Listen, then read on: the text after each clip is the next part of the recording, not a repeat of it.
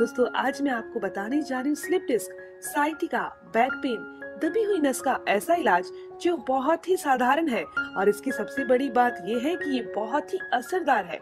दोस्तों back pain, slip disc, sciatica या दबी हुई नस में ज्यादातर लोग यही सोचते हैं कि इसका ट्रीटमेंट तो सिर्फ सर्जरी से ही संभव है, पर ऐसा नहीं है। पर लोग भी ऐसा पता है क्यों सोचते हैं? क्योंकि साइटिका पेन या कमर दर्द बहुत ही दर्दनाक होता है जो कमर से पूरी टांग में फैल जाता है। इससे काम करने से लेकर डेली एक्टिविटी करने में भी दिक्कत आती है। पर मैं आपको एक चीज बता दूं कि कमर दर्द का इलाज, साइटिका का इलाज, स्लिप डिस्क का इलाज, दबी हुई नस का इलाज बिना सर्जरी के संभव है। तो दोस्तों इस वीडियो में मैं इसके इलाज के बारे में पूरी बात करूंगी। तो आपसे एक छोटी सी रिक्वेस्ट है कि आप इस वीडियो को एंड तक जरूर देखिए ताकि आपको इसकी सारी जानकारी हो सके। दोस्तों 5 ऐसे क्वेश्चनों का हल आज इस वीडियो में आपको बताने जा रही हूँ। सबसे पहला, स्लिप डिस्क, साइटिका या बैक पेन क्यों होता है, जिसे जान लेना हर एक इंसान के लिए बहुत जरूरी है। दूसरा, क्या स्लिप डिस्क और साइटिका वाला पेशेंट डेस्क वर्क कर सकता है, यानी किसी चेयर पर बैठकर 8-8, 9-9 घंटे काम कर सकता है। तीसरा, स्लिप डिस्क और साइटिका में किन चीजों से बचना चाहिए। चौथा, स्लिप डिस्क, साइटिका या बैक पेन, कमर दर्द, इनमें कौन सी एक्सरसाइज करनी चाहिए। और फाइनल लास्ट में आपको बताऊंगी कि घर पर अगर इसका इलाज करना हो तो कैसे किया जा सकता है। तो दोस्तों सबसे पहले जानते हैं कि साइटिका क्यों होता है। 90% साइटिका लोगों को डिस्क के स्लिप होने के कारण होता है। हमारी कमर के नीचे वाले हिस्से, जिन्हें लंबर रीजन कहते हैं, जिसके अंदर डिस्क बनी होती है, जिन्हें आम बोलचाल की भाषा में छल्ले कहा जाता है। ये डिस्क ऐसी होती है जैसे कोई स्प्रिंग होता है।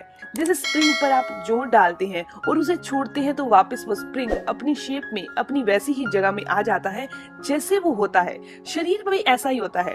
जब इन शरीर को मोड़ते हैं, नीचे झुकते हैं, उछलते हैं, तो ये डिस्क जो है वो स्प्रिंग की तरह काम करती है और वापस अपनी सही शेप में आ जाती है। लेकिन लगातार ऐसा ही होने से, लगातार ज्यादा जोर लगाने से, गलत पोजीशन में बैठने से, गलत पोजीशन में उठने से, बहुत भारी वजन नीचे से उठाने से ये डिस्क पर बहुत ज्यादा दबाव पड़ जाता है, जिसके कारण धीरे धीरे वहां सूजन आ जाती है, जिसे इन्फ्लामेशन कहा जाता है।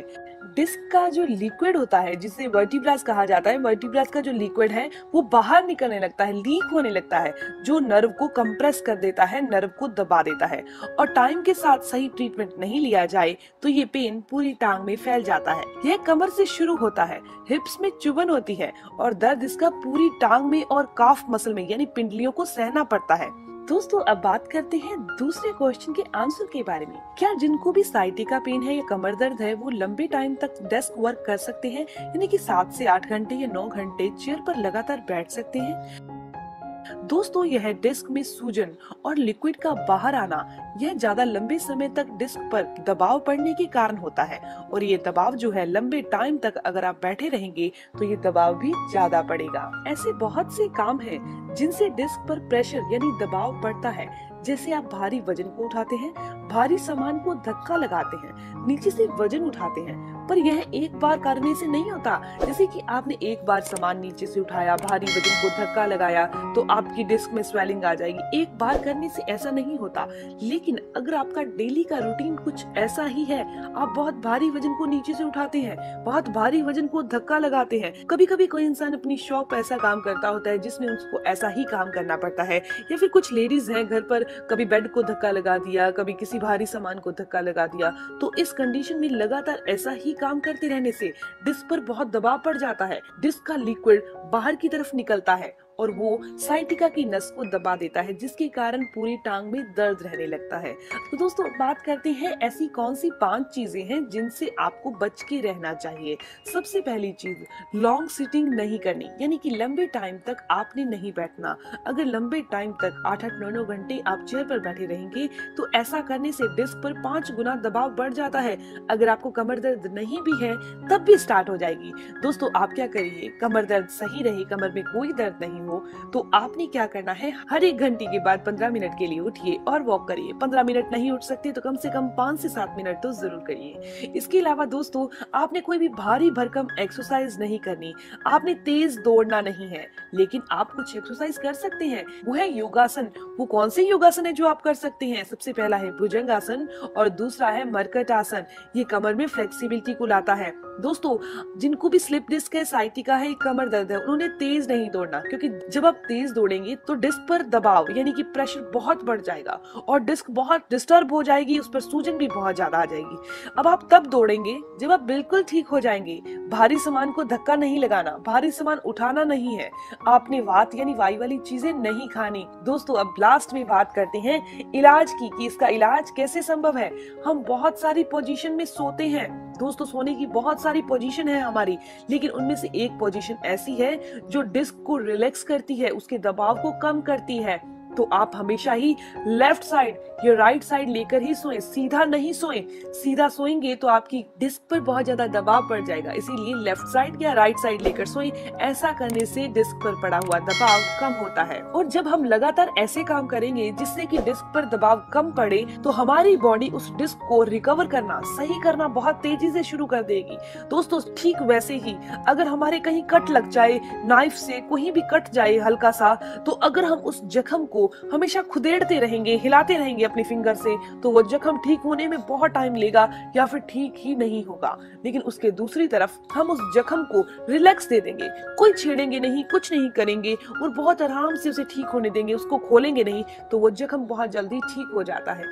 ठीक वैसे ही अगर हम ऐसे काम करेंगे कि डिस्क पर दबाव नहीं पड़े, तो ये डिस्क की समस्या बहुत जल्दी अपने आप ठीक हो जाएगी। दोस्तों, अब मैं आपको इलाज बता देती हूँ। तो दोस्तों, इस इलाज को मैं 2 भागों में डिवाइड करती हूँ। पहले भाग में आएगा इन्फ्लेमेशन यानी कि सूजन को दूर करना। जब आप सूजन को दूर कर देंगे, जो कि मन के, जिनको वर्टिब्रास कहा जाता है, छल्ले कहा जाता है, डिस्क कहा जाता है, डिस्क के अंदर जो सूजन आ चुकी है उसको सबसे पहले दूर करेंगे, उसके बाद हम इलाज करेंगे। सूजन को दूर करने के लिए बहुत अच्छी चीज है मेथी दाना, क्योंकि इसके अंदर एंटी इंफ्लेमेटरी प्रॉपर्टीज होती हैं जो हमारी बॉडी में से इन्फ्लेमेशन यानी सूजन को दूर करने का काम करती है। इसके अंदर इलेक्ट्रोमैग्नेटिक पावर होती है, यानी कि ऐसी मैग्नेट होती है, ऐसी पावर होती है जो दर्द को भी खींच लेती है। इसके अलावा मेथी दाने के बहुत सारे फायदे हैं, जैसे कि ये डायबिटीज को क्योर करती है, शरीर में से वात यानी वायु को दूर करती है, हमारे बॉडी के अंदर खून को बढ़ाने का काम करती है, हाई ब्लड प्रेशर को क्योर करती है। तो दोस्तों, आपने रोजाना 1 चम्मच मेथी दाना रात को भिगोना है, सुबह इसका सेवन कर लेना है। जैसे कि मैंने आपको बताया था कि इस वीडियो के 2 भाग हैं। और तो दोस्तों, अब बात करते हैं इलाज के दूसरे भाग की तरफ। दूसरा भाग ऐसा है जो नसों में आ रही कमजोरी को दूर कर देगा, नसों में जो इन्फ्लेमेशन, सूजन आई उसको भी दूर कर देगा, नसों में होने वाला दबाव जो है वो भी कम कर देगा और नसों को बिल्कुल रिलैक्स कर देगा। दोस्तों, इसका सेवन सिर्फ आपने 15 से 20 दिन करना है। वो है परिजात। परिजात एक पेड़ है, उसके पत्तों का हमने इस्तेमाल करना है।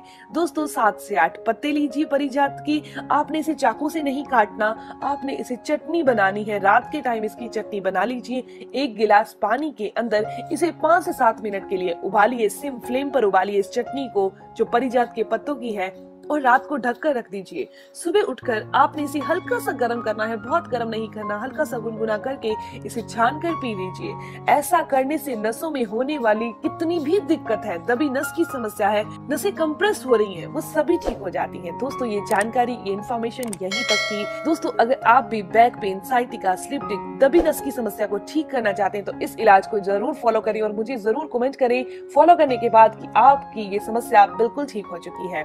दोस्तों, अगर आपको ये जानकारी अच्छी लगी, आपके काम की है, तो इस वीडियो को जरूर लाइक कीजिएगा, अपने फ्रेंड्स के साथ जरूर शेयर कीजिएगा। मिलते हैं दोस्तों नेक्स्ट वीडियो में, तब तक के लिए गुड बाय।